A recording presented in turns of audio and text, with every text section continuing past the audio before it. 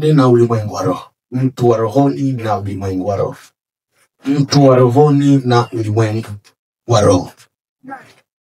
Mtu wa rohoni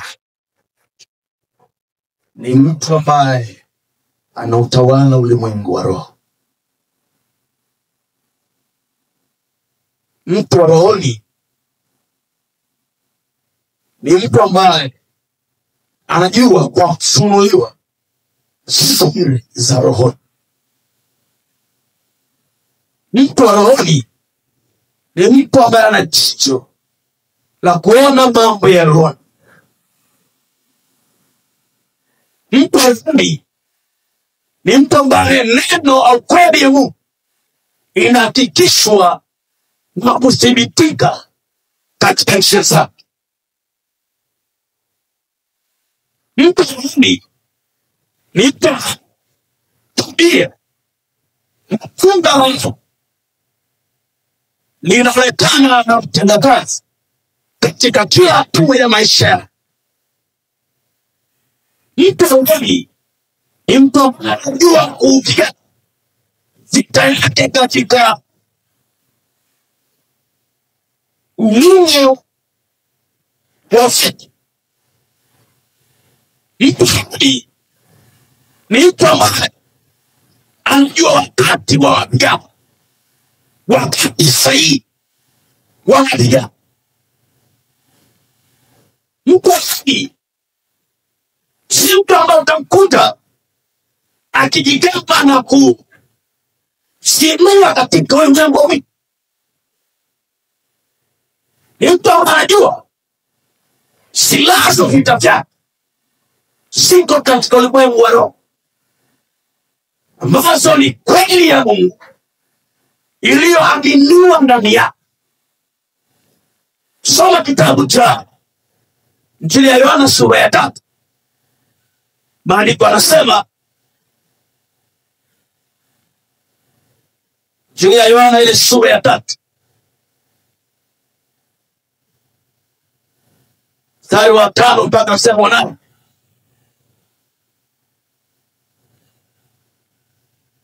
Yesu akajibu, amini amini nakwambia, mtu asiyezaliwa mara ya pili, asipozaliwa kwa maji na kwa roho, hawezi kuingia ufalme wa Mungu. Anasema Yesu akajibu, amini amini nakwambia, mtu asipozaliwa kwa maji na kwa roho, hawezi kuingia ufalme wa Mungu. Yesu akajibu Nikodemo aliyosopasi na kumwambia, washawishi unazopenda ni dhahiri kwamba Mungu yuko ndani yako. Yesu anamjibu anasema, amini nakwambia, mtu asipozaliwa kwa maji na kwa roho, kamwe hawezi akaurithi uzima wa milele au kuingia katika ufalme wa Mungu. Alichozungumza Nikodemo na alichojibu Yesu ni vitu viwili kana kwamba viendana. Nikodemo anamkiri Yesu kama mwana wa Mungu ambaye Mungu yuko ndani yake kwa maajabu na ishara ambazo zinatendeka. Yesu anamjibu Nikodemo, anamwambia wapea vizuri, umeamini. Kwa kuwa umeamini, ya kupasa kusaidi kwa imani yako. Kwa Nikodemo anapewa nafasi ya kufanyika kwa mwana wa Mungu. Lakini anasema mtu asipozaliwa kwa maji na kwa roho, vitu vile tutaangalia hasa vitu hivi vipi. Mtu hairudi katika ulimwengu wa roho. Mtu wa roho ni mtu aliyezaliwa na roho, ni mtu ambaye ni matokeo ya Roho Mtakatifu ndani yako. Mtu sasa ni matokeo, ni tunda kama la Roho Mtakatifu ndani yako. Mtu hivi ni matokeo ya neno ambalo limefanyika mwili ndani yake. Mtu hivi ni matokeo ya kudhihirisha wa tunda la Roho ndani yake. Anasema ili uingie katika ufalme wa Mungu lazima usaliwe na Roho. Maana lazima uwe ni mtu wa Roho. Hauwezi kuingia katika ufalme wa Mungu ambapo tunajifunza kama ulimwengu wa Roho, kama Roho haikutengeneza wewe ili uone ya Roho. Roho awe ndani yako, Roho akutengeneze ili usikie ya Roho. Lazima Roho akutengeneze ili upokee maelekezo Roho. Katika nyumba ya Roho lazima Roho akae ndani akuonyesha, akuelekeze. Amen. Kwa tunapozungumza mtu wa Roho, mtu wa Roho ni mtu ambaye anaishi duniani rohoni. Roho ni mtu ambaye yuko mwilini roho. Ni mtu ambaye anawaza roho. Ni mtu ambaye anaongea roho. Yaani mwili sio jumla ya maisha, ila tana za rohoni ndio jumla ya maisha. Kwanza msikia anaongea nini, mtaona. Utamsikia anawaza nini, mtaona. Utaona matendo yake, mtaona. Ni tofauti kwa asilimia zote na mambo ya mwilini. Akikutana jambo gumu, hajui kunung'unika wala kulalamika, ila anajua namna ya kutatua kwa namna ya rohoni. Alo. Akikutana na hofu na vitisho, hajui namna ya kuhofu na kutishika. Anajua namna ya kuunlock na kuvunja hiyo roho ya vitisho rohoni kwake. Yaani mko ambaye anajua kufuli iko duniani. Kwa maana ameona imefungwa, lakini ajua ifungua huko rohoni. Kwa nini? Kwa sababu ya kufuli, kama tulivyojifunza Jumapili, kwamba si kama kwamba inaasisiwa mwili. Yaani vifungo haviasisiwi mwili, vinaasisiwa katika mambo ni kwa roho. Kwa rohoni anakimbilia kuyaiki. Kiufupi, mtu wa rohoni anaishi roho. Halo. Mtu wa rohoni anaishi wapi? Kwa utamuona mtu wa rohoni unielewe. Utamuona mtu wa rohoni kana kwamba anaishi mwilini, lakini yuko wapi? Ndani yake hakuna hofu, ndani yake hakuna shaka. Hapotezi mpira ya maisha, hana njia wala reli ya maisha yake. Ni mtu ambaye anamwamini Mungu, liwe jua iwe mvua. Ni mtu ambaye anamwamini Mungu, upanga shingoni. Ni mtu ambaye anamwamini Mungu, alale njaa ashibe. Ni mtu avuke apande ashuke. Ni mtu ambaye utamkuta. Kwa nini? Kwa sababu vitu vya mwili havijamtengeneza yeye. Vilivyomtengeneza ni vitu vya rohoni. Kwa sababu yeye ni matokeo ya nini? Ya Roho. Anasema hivi, ili urithi uzima, lazima uzaliwe na nini? Na Roho. Anasema kilichozaliwa kwa mwili ni nini? Kilichozaliwa kwa mwili ni kilichozaliwa kwa roho ni roho. Kilichozaliwa kwa mwili ni mwili. Anaambiwa nini? Ninaambiwa mimi, unaambiwa wewe. Kilichozaliwa kwa mwili ni mwili. Kilichozaliwa kwa roho ni roho. Yoshua anawaambia wanaishi, chagueni hivi ni nani mtakaye. Yaani hauwezi kaishi wa ungolini semo. Kesho anasema hakuna mtu anayeweza kutumikia mabwana wangapi? Wao. Kubali mtu wa Mungu, akubali mtu wa mwili.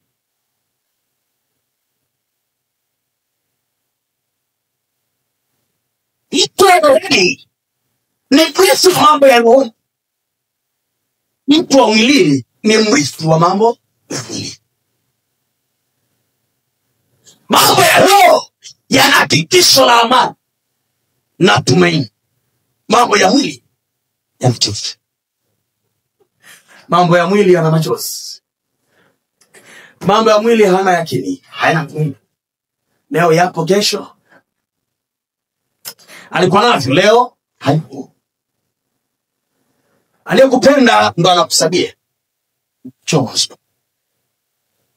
Uliyemtegemea amekuacha katikati ya dhoruba. Hayo na hayo ni mambo ya mwili.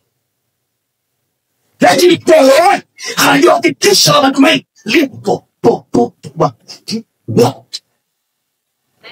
Kilichozaliwa na roho ni roho. Kilichozaliwa na mwili ni mwili. Wewe umezaliwa na nani? Je, ni sawa la roho au ni sawa la mwili? Wewe ni matokeo ya roho au matokeo ya sehemu za? Wewe ni matokeo ya nini hasa? Unajiona kujitathmini kwamba nini kiwepo ili uendelee kuwa salama. Ni roho awepo ndani yako. Sasa iwepo katosha. Ni muda uwepo. Afu Mungu mtoto hali anajua naishi kwa sababu ya neema ya nafsi. Sema ndipo tukata muda uviwa. Toba. Sitogopa. Maana Bwana yuko pamoja.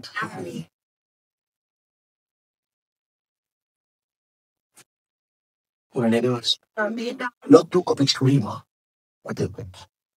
Mtu ambaye anamwalika jioni ni mtu ambaye anajua kwa roho. Anajua ni mtu wa rohoni. Yaliyo ya rohoni yanakusudiwa kwa ajili ya kutengeneza. Bwana Yesu asifiwe sana. Na mtu wa mwilini hawezi. Mtu wa mwilini hayawezi. Hawezi Bwana. Hawezi kutengeneza. Hawezi kuinua wa rohoni. Mungu anarejesha watu wa rohoni. Kama inatengenezwa na watu wa rohoni. Ndio Biblia anasema tafuta kuwa na amani na watu. Hayazungumza Mungu akutafutia amani. Biblia inasema tafuta kuwa na amani. Tafuta kuwa na. Kwa nini? Kwa sababu una mamlaka ya kutengeneza nini? Amani. Halo, wewe una mamlaka kutengeneza nini? Amani. Usome kama sasa Injili ya Luka. Umesoma ta sura ya 18 anasema baba Mungu ametupa nini? Mamlaka. Asema utakachokifunga duniani na mbinguni kimefungwa. Utakachokifungulia duniani na mbinguni kimefanyaje? Kimefunguliwa. Kwa nini? Kwa sababu ni kazi ya wako rohoni. Yaani wewe unataka unani? Unafungua. Unafungua. Aidha ufunge au ufungue. Hasa ndio hapo mama. Ya kanyoka na nje na nguvu za na. Ukiwa unajionaje? Je, ni sawa na roho au ni sawa na mwili? Kilichozaliwa na mwili. Nini? Kilichozaliwa na roho. Kifo. Kitepe. Usistaki. Nitakuwa kaburi kuzaliwa hadi. Wadogo ufuma wena. Na sauti yake wasikia. Lakini hujui unapotoka wao unapokwepa. Hebu tuweke kitu hapa. Anasema upepo huu. Uelekeo unapotaka wenyewe upo. Unaweza kusikia. Lakini tabia ya upepo haileta. Anasema hivi ndivyo alivyo mtu wa rohoni. Hivi ndivyo alivyo mtu wa rohoni kama upepo. Uko hapa lakini uko kwenye biashara. Nisikie vizuri, nisikie vizuri. Uko hapa lakini uko kwenye watoto wa. Haijilishwa kwa. Unaweza kufuma na ukafanya matikita. Unaweza ukaenda. Uko hapa ukaenda kule. Uko hapa ukafika kule kwa sababu wewe ni roho. Kilichozaliwa na roho ni roho. Mwili unanibaka. Sio roho. Roho haina nini? Wewe ni roho. Una mfumo fahamu ambao ni nafsi. Roho na nafsi vinaishi kwenye box ambao ni mwili. Mwili ni box. Vilitoka mavumbini na mavumbini ni damu. Roho haishi. Roho inaishi milele. Kwa mbinguni au jehanamu. Kwa mateso ya milele. Roho ya dhambi itaishi milele jehanamu. Roho ya haki itaishi milele mbele za Mungu. Roho haijui kuangamia. Ila wewe kama roho unaweza kusema lolote Mungu. Unaweza kufanya lolote Mungu. Nisikia vizuri. Anamwambia hivi, ndivyo alivyo kama unavyoona upepo wewe. Ndivyo walivyo waliozaliwa na nini? Na tunasema kuna uwepo wa nani? Ulishamuona Mungu? Wewe ni mwana wa nani? Bado. Wewe ni mwana wa nani? Wewe ni mbegu ya nani? Wewe ni nini? No. Kiufupi haonekani. Hatusidanganywe na macho yako. Hatudanganywe na nywele zako. Mimi sidanganyiki na nguo zangu. Kinachonitia nguvu ni vile mamlaka unavitumia. Uko hapo unaombea watoto wako na unaamini imekuwa. Haujafika kule lakini lazima yatengenezwe. Haijalishi kuna maadili kiasi gani, lazima wapatia tu. Kwa sababu umefika, wewe umefika. Yaani uko hapa unatamka roho yako inafanya kazi. Mafuta yanafanya kazi. Mamlaka za mbingu zinashuka. Unawaza utakuwaje? Unajua ningepata na ule ningeenda. Ungeendaje? Toka sasa hivi. Hautaji nauli ya kwenda. Unahitaji imani ndo nauli. Imani ndo nauli. Mwambie lako imani. Mwambie imani ndo nauli. Mtu anaona asafirishwe na basi, anasafirishwa na imani. Mtu anaona anakwenda atakapo. Utakwenda kila kona, utakwenda. Maandiko yanasema kwamba Kristo akaondoka huko msalaba, akakata roho. Alipokata roho akashuka wapi? Akashuka wapi? Akaenda kufanya nini? Kumdanganya shetani. Alikwenda kufanya nini? Kupaka poda.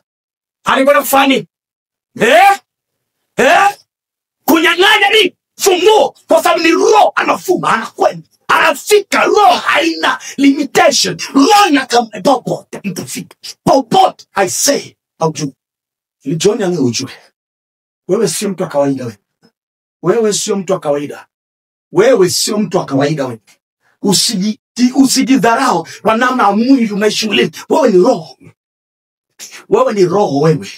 Utatoka mwilini siku moja, bado utaendelea kuishi wewe.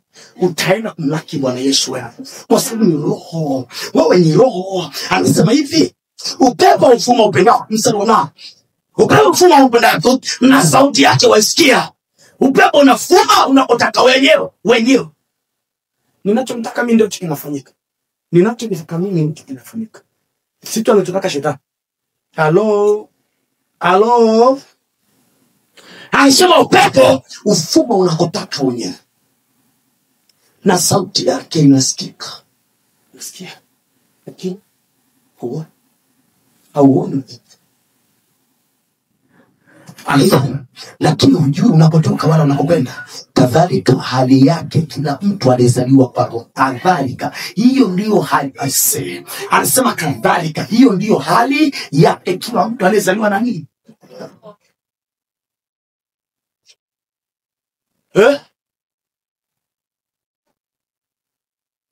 Iko hivi. Wao wanakuona kwamba umefungwa na mazingira. Wanakuona kwamba umefungwa na nini? Mwili haujakufungwa. Mwili haujafanyaje? Ni vile tu imani yako iko hai. Mwambie yako inua imani. Inua imani Yesu. Bwana Yesu asifiwe sana. Mwambie jirani inua imani. Wewe uko hapa unaweza kusuluhisha matatizo yako. Uko hapa. Uko hapa. Watu wanataka kukimbia. Unajua iko hivi. Uko hapa. Na kuna changamoto katika hili. Taarifa kapita. Ukaomba.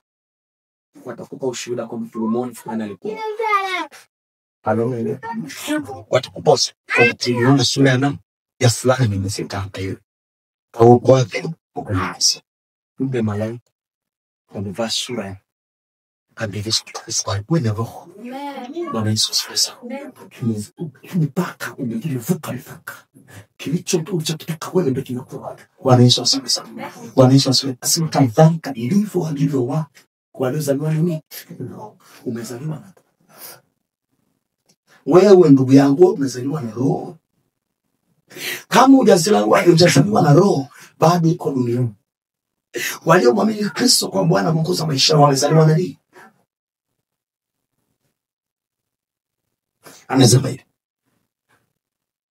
Nikodemo akajibu akamwambia, yawezaje kuwa mambo haya? Nikodemo akamjibu Bwana Yesu, alimwambia msamiati mkuu sana. Kama ambavyo tunaona niangalia macho ni mbali. Akamwambia, inakuaje hivi mtu na uzee wake kama mimi anaweza kuzaliwa mara ya pili? Hoki swali la pili anamuuliza msema hivi mimi naweza kaingia tumboni kwa mama yangu nizaliwe tena? Si mwili tunazaliwa wapi? Tunazaliwa roho. Tunakuwa viumbe vipi? Ya kale amepita, tazama amekuwa. Unaanza kuvuma kama nini? Unaanza kutumika, roho inafanya kazi. Watu wanaona matendo ya ajabu.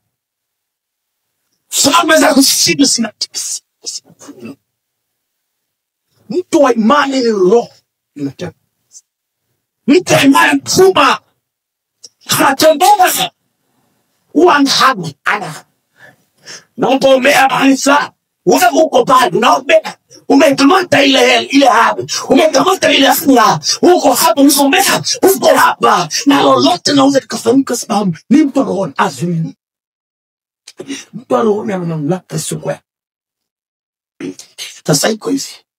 Tusoma kitabu cha Wakorintho wa kwanza. Wakorintho wa kwanza.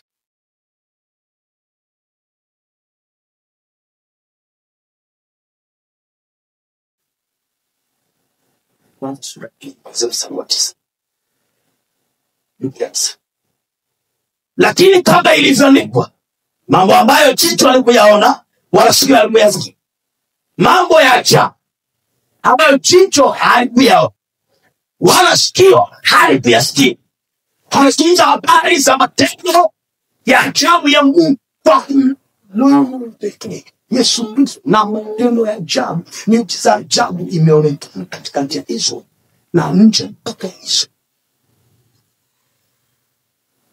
Masikio hakusikia, ukiona macho hakuona matendo ya ajabu. That's what he says to me, the bit. Nasema wana kuingia katika mioyo ya wanadamu, mambo ambayo Mungu aliwaandalia wampenda. Mambo ambayo Mungu aliwaandalia wampenda. Unapenda Mungu?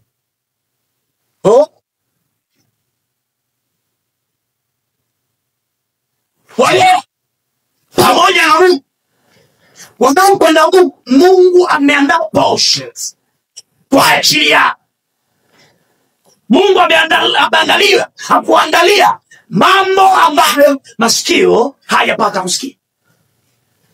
Wameandaliwa hao watu mambo ambayo macho hayapata kuona.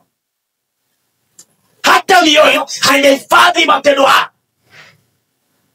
Yameandaliwa kwa ajili yao. Kanisa. Lakini Mungu ametufunulia sisi kwa roho. Halo. Anasema akili Mungu ametufunulia sisi. Wale hawakufunuliwa. Kwa kile Ibrahimu sakala yako hakufunuliwa. Watamani kuona hakuona. Watamani kusikia hakusikia. Watamani angalau wayafahamu yawepo moyoni mwao, hayakuwepo moyoni mwao. Zimekuja kufunuliwa nyakati zetu. Anasema lakini kwetu sisi yanasimuliwa kwa Roho. Nikakueleza kwa mtu wa rohoni hupokea taarifa za roho. Kwa sababu anafunuliwa mambo ya rohoni na Roho. Kupata mambo ya rohoni lazima Roho akae nao, asame ndani ya, ili kutengeneza muunganiko, kutengeneza connection kati yako wewe na mbingu. But ili upokee mawimbi ya simu yatoke mtu A yaende mtu B, katikati kuna mitambo ambayo inakusaidia kuchanganua, kuchakata hayo mawimbi ya sauti. Kama kuna mtambo hauwezi kupata mawimbi ya sauti. Roho anakusaidia. Roho ni antena mbinguni. Hauna roho, wewe ni kiziwi. Mwambie jirani, wewe ni kiziwi. Tuna viziwi wengi wa roho. Kila jambo ambalo linakuja ni surprise kwa. Hakuna, maandiko yanasema, Mungu anasema kwa wafunulie watakatifu wake. Bwana Yesu asifiwe sana. Bwana Yesu asifiwe sana.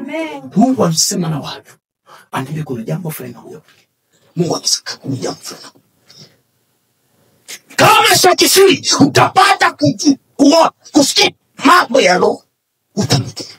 Una vitu vya roho vitachio. Mtu ambao anasikia. Mtu ambao anaona. Tunataona. Kuna ambao wanatembea na Mungu. Wanaona utukufu. Watu ambao wanatembelewa na malaika. Kwa sababu kuna muunganiko kati yao. Roho ni antena ya kuunganisha wewe.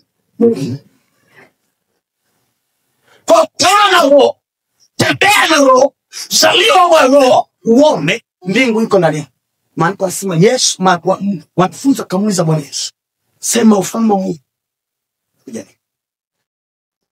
Yesu akamwambia ufalme wa Mungu uko ndani. How? Listen to me. Wanaambiwa wanafunzi kwamba ufalme wa Mungu uko ndani. How? Vipi? Ukoje ndani yenu? Au utakuja? Anaambia wao wanaweza tukuja. Yesu anambia uko ndani. Manake mtu wa rohoni anazaliwa na roho. Anapozaliwa na roho wa Mungu, manake mbingu iko ndani. Halo, mtu wa rohoni ni mtu ambaye ameibeba mbingu wake. Ni mtu ambaye ameibeba karakta ya matendo ya Mungu. Ni mtu ambaye amebeba sifa za Mungu. Anasema hivi. Akisulia sasa kwa roho, maana roho uchunguza yote, hata mafumbo ya Mungu. Roho wanachunguza mambo ya roho, yanachunguza hata mafumbo, maana vitu ambavyo bado vimefanya vipi. Bwana Yesu asifiwe. Bwana Yesu asifiwe.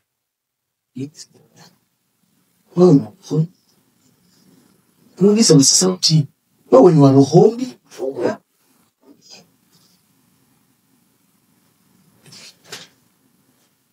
Maana ni nani katika wanadamu hayajui mambo ya binadamu ila roho ya binadamu? Maana yake hawezi kujua yuko sirini mwa wanadamu ila ndio roho siri. Yaani yaliyoko moyoni mwangu mimi, roho yangu inafanyaje? Kuna vitu ambavyo yamkini navyo sio kumwambia mtu yote, ila roho yangu inajua. Naificha roho yangu. Sasa anasema hivi, hii iliyo ndani yake vivyo hivyo na mambo ya Mungu hakuna fahamu ila roho ana. Yaani mambo ya Mungu kama vile ambavyo roho yako wewe inajua ya kwako wewe, ndivyo ambavyo roho ya Mungu inajua ya nani? Ya Mungu. Hiyo roho ya Mungu imezaa watu ambao ni mimi. Hawa waliozaliwa na roho ya Mungu wanatembea na sauti ya nani? na siri za ndani na ajenda za ndani. Kwa mambo ya Mungu yamefunuliwa ndani yako. Mambo, siri, ajenda, taarifa za Mungu zinafunuliwa ndani yako.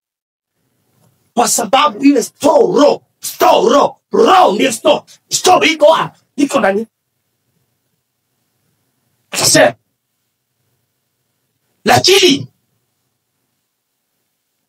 sisi hatukuipokea roho ya dunia, bali roho toka kwa Mungu, na kusudi tupate kuyajua tuliyokirimiwa na Mungu. Hapa ndio patamu. Hapa ndio patamu hapa. Yaani haujapata ahadi, mapenzi na kusudi la Mungu katika maisha yako kama roho hajakaa na kufunua ndani yako. Unajua ipi njia ya Mungu katika maisha yako? Unajua ipi baraka za Mungu katika maisha yako? Unajua ni zipi ajenda za Mungu katika maisha yako? Unajua kwa portions gani za kimungu katika maisha yako? Unajua kesho yako, unaijua. Ili uijue lazima utembee na roho naye. Anasema roho utusaidie kufaa tuliyokirimiwa na alo. Yaani nataka ujue ni kuna mpango gani kwa Mungu juu ya maisha yako. Yaani ujue kuna kalenda ipi ya kimungu kwa ajili yako wewe. Wangapi wanafaa kwamba kesho yangu naijua? Mimi najua. I know. Najua. I know. Lazima ujue. Haujui hauna roho Mungu.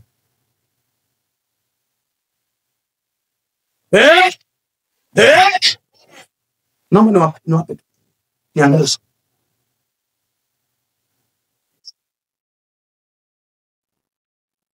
Neno la Mungu ni ngumu sana kuelewa. Neno la Mungu ni ngumu kuelewa. Nani? Sasa ikapita hapa ni kuulize nilizofundisha ni wapi? Ukaeleza. Okay. Sifa ambazo nilifundisha. Sasa uje tu nieleze ulivyoelewa. Can unaweza kufanya? Niuliza swali. Niulize swali la. Neno la Mungu ni ngumu kuelewa. Hapana. Ni rahisi. Unaweza kaja hapo kanifundisha. Nilichokifundisha ni wapi? Uwezi. Kama uwezi, maana yake neno la Mungu ni ngumu. Sababu na endelea kuwa Mungu mpaka upate kinainisha. Na kinainisha ni roho na mbingu. Naomba nirudie tena. Itakuwa ni ngumu kwako mpaka kesho. That's why kuna watu ambao wanasikia neno la Mungu hawana nguso na mekanisani. Yaani kwa mtu anamhubiria machozi unaona anafanyaje? Kwa sababu kuna nguso. Kuna mtu anahubiriwa anaona sasa leo naishi wapi? Yaani muda ambao mahubiri anaendelea hajui tena kama yuko kwenye mauti. Hajui tena kama yuko kwenye huzuni. Hajui na furaha. Hajui tena kama yuko kwenye hali ngumu. Anajua dameelewa kwa sababu ile roho neno limeingia. Nilipoingia ndani likatengeneza roho akashughulika kumpa tumaini huyo mtu. Neno limenyumbufuliwa, sijui kunyambulishwa, limetengenezwa likawa chakula kitamu ndani ya moyo. Kwa kama kuna roho, neno litakuwa ni mawe. Litakuwa ni mawe wala si mtoi. Neno litakuwa ni jiwe. Na utalikimbia, utalipa mgo. Baada ya kulifurahia na kupita. Bwana Yesu asifiwe. Bwana Yesu asifiwe. Kwa hiyo unamhitaji roho ayafanue mambo ya rohoni ndani yako. Kwa hiyo uelewi neno kwa sababu mwenye neno hayuko ndani. Hayuko ndani. Wakalilisha. Nimekutana na watu hajui kusoma wala kuandika. Lakini atakuhubiria mpaka unashika. Na si tu kuhubiri, utaangalia maisha yake mpaka unashika. Neno limebadilisha nani? Ndani. Bwana Yesu asifiwe sana. Tusahau neno la Mungu, usifikiri ni jambo la kawaida. Ni vita katika ulimwengu wa roho. Kwa sababu neno ndio mwili. Neno ndio roho. Neno ndio uchumi. Neno ndio afya. Neno ndio amani. Kila unachokihitaji kimefungwa kwa neno la Mungu. Kama eleweki kwa kama linasauliwa kwa, kama linadharauliwa kwa, manake roho haiko wapi? Haiko na. Akikana utaona uko pamoja nasi, lakini hauko pamoja nasi. Halo, niweke hivyo. Uko miongoni mwetu, lakini hauko pamoja. Roho akiwa ndani, hautohisi kama upo dunia. Isha kutokea kwamba umehubiriwa, afu mhubiri anamaliza, hautamani amalize. Manake roho yuko ndani. Sasa kuelewa nini? Manake sio jiwe kwako nimekuwa nini? Ni chako. Ikiwa mtu anamke na maombi yako, utashuhudiwa ndani kwamba unachokitamka kinafika. Utaona matokeo, maombi yako yanaangusha ngome. Utaona matokeo, maombi yako yanaleta uponyaji. Utaona matokeo, maombi yako yanapatanisha. Utaanza kushangaa kwa sababu roho yuko ndani. Anakusaidia kuifafanua. Ndio maana katika Injili ya Mathayo mimi Yohana anasema hivi, 8:31, nanyi mtaijua nayo kwetaweka. Maandiko yanasema imani huja kwa kufanya, kwa kusikia. 10:17, imani huja kwa kusikia na kusikia kwa neno la Kristo. Neno la Kristo. Sasa neno liko ndani, hakuna imani. Na roho anatembea na nini? Na mtu mwenye imani. Maana mtu mwenye imani ni mtu wa roho. Kwa hiyo ili kusimama katika ulimwengu wa roho, lazima uwe mtu wa rohoni. Kutembea kwa ushindi, lazima uwe mtu wa roho. Hata hivyo, ulimwengu wa roho ni ulimwengu wa watu wa rohoni. Ulimwengu wa roho wa Nuhu, ufalme wa roho wa Nuhu ni ufalme wa watu wa rohoni kwa Nuhu. Hizo utamu uganga au Mungu. Maana kwa uganga nao wako rohoni, sure. Wako kwa namna nyungu ya. Na wewe wa nuru ndugu rohoni kwa namna Mungu wako alia. Nuru. Bwana Yesu asifiwe sana. Bwana Yesu asifiwe sana. Amen. Sikia mami. Watawala ni watu wa rohoni. Watawala ni wale watu wa wapi? Ukiwa mtu wa mwilini utalia sana. Utanungunika sana. Utalaumu sana. Kwani umiliki ni watu wa rohoni? Utasema Mungu ana upendeleo. Wewe zama rohoni. Kuna maombi. Jifunze neno. Ishi maisha matakatifu. Mtumikie Mungu. Hivi vitu utaanza kuona matokeo yasiyo ya kawaida. Hata kama ulikataa tamaa watu. Dumu kwenye mambo. Sasa kuona. Ishi kwa kujifunza neno la Mungu. Soma msomaji wa Biblia. Mwanafunzi wa Biblia. Sio tu msomaji kama gazeti. Mwanafunzi wa Biblia. Maisha ya haki matakatifu. Sio leo mwekundu, kesho nakuja ni mo. Kijana. Damu ya mzee. Mweupe. Mweupe mtaani, mweupe kanisani. Mweupe kwenye familia, mweupe kwa ndugu zao. Yaani mweupe kwenye biashara, mweupe hata kama umebaki mwenyewe. Yaani kuna hela ya watu unaivizia na hakuna mtu moyoni mwako ushuhudia kwamba unatenda nini? Dhambi. Sasa ndio kazi ya roho. Bwana Yesu asifiwe. Je, wewe ni mtu wa rohoni? Hivi wewe ni mtu wa rohoni? Amina. Watu wa rohoni ni watu ambao wanabadilisha mazingira. Watu ambao wanabadilisha hali. Nayo toyanena si kwa maneno yanayofundishwa kwa hekima ya kibinadamu, bali yanayofundishwa na roho. Roho.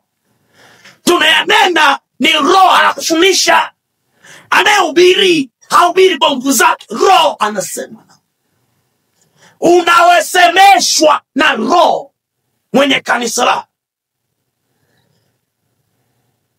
Si hadithi za kukufurahisha no. ni habari za kukunyanyua, ni habari za kukutegemeza, ni habari za kukubadilisha, ni habari za kukupa ushindi. Kwa hiyo anasema maneno tunayozungumza, tunayohubiri ni maneno yanayofundishwa na Roho. That's why worship. Kwanza mtu wa rohoni ni mtu ambaye akija ibada hamwangalii, anaangalia Mungu anayeishi. Bwana Yesu asifiwe. Anasema hivi, lakini mtu wa rohoni, mstari wa 14, basi mwanadamu wa tabia ya asili hayapokei mambo ya Roho wa Mungu, maana kwake huyo ni upuzi. Mwanadamu mwenye asili ya kibinadamu hapokei mambo ya nini? Ya Roho. Maneno ya Roho haviendani, maana kwake ni upuzi. Anasema wala hawezi kuyafahamu kwa kuwa yatambulikana kwa jinsi ya roho. Mtu wa mwilini hawezi kulifahamu neno kabisa. Hawezi. Hata ukihubiri halimshtui. Bwana Yesu asifiwe sana. Ushakutana na watu jiwe, utaambia yanaingilia hapa, anatokea wapi? Ni mtu wa mwilini. Kwake alifahamiki, alieleweki, wala alichukuliki neno hili. Ila mtu wa rohoni anaelewa kwa namna ya rohoni.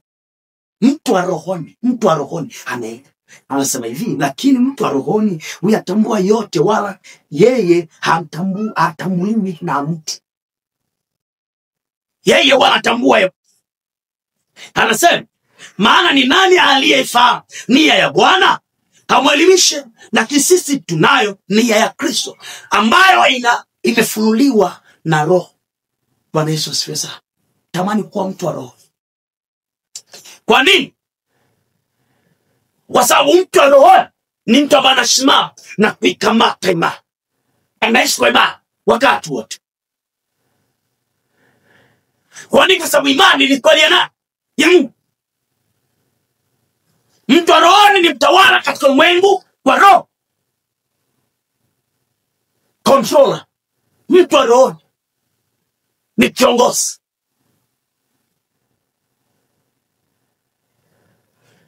Au hatuna na haiwezekani kuwa na kiongozi ambaye ni kipofu. Unaweza kuongozwa na mtu ambaye ni kipofu? Dereva waendesha gari kipofu, utakubali? Haukubali. Kwa nini? Kwa sababu nani? Mtu wa mwilini ni kipofu. Mtu anayeona ni mtu wa tamani kwa mwambie ndio mtu wa roho ni mtu ambaye amezaliwa na Roho. Halo, sasa mzaliwa na Roho ni mambo kumbe ishi maisha madogo. Jifunze nalo, dumu katika neno, utaanza kuona neno, nguvu ya Mungu ya ajabu kukumisha.